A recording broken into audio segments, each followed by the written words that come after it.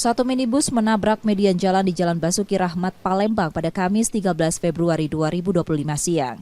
Minibus juga menabrak pohon yang berada di median jalan tersebut hingga roboh. Salah satu juru parkir yang berada di lokasi kejadian mengungkapkan, kecelakaan tunggal itu terjadi saat kondisi lalu lintas tengah lengang dan minibus yang hendak menuju ke arah simpang Polda Sumsel menabrak median jalan. Di dalam minibus ada pengemudi dan satu penumpang. Tidak ada korban dalam insiden ini, namun minibus mengalami kerusakan, dievakuasi dengan kendaraan derek dishub selama 2 jam. Dugaan sementara pengemudi minibus mengantuk. Jadi pohon itu mati dia.